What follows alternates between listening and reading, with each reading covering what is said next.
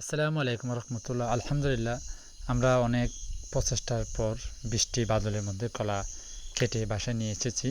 আমরা এক মাসে 30 দিনের মধ্যে চেষ্টা করি 3বার যাতে কলা হারভেস্ট করা যায়। তো আমরা সেই নিয়মে কলা কাটি যাতে 10 দিন পর পর কাটতে পারি। দেখুন কলাগুলা কত সুন্দর এবং কত পুষ্টিকর হয়েছে।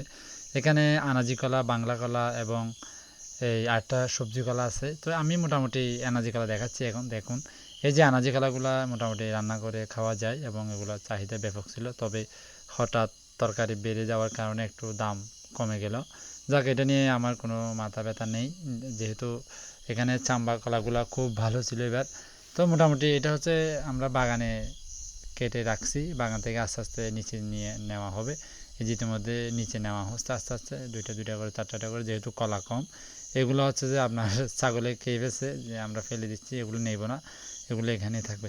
তো মোটামুটি আমরা একটা ছড়া বিক্রি করেছি আপনার 142 টাকা করে, গড়ে দিয়ে ফেলছি আমরা। এখানে অনেক বড় ছিল, ছোট ছিল, দুই কান্দি যেগুলো ছিল এটা 142 টাকা, যেটা 10 কান্দি ছিল এটা 142 টাকা। এই যে সকালের মধ্যে আপনার কলা নিয়ে যাচ্ছে, ইতিমধ্যে যাদেরকে বিক্রি করেছি তারা নিয়ে যাচ্ছে গাড়িতে করে। তো মোটামুটি 142 টাকা করে পেয়েছি। আর কলা ছিল মোটামুটি এই প্রায় 72টা। তো আলহামদুলিল্লাহ, কপালে যেটা ছিল সেটা পেয়েছি। তো সবাই আমাদের জন্য দোয়া করবেন, আমরা যাতে ভালো কিছু করতে পারি।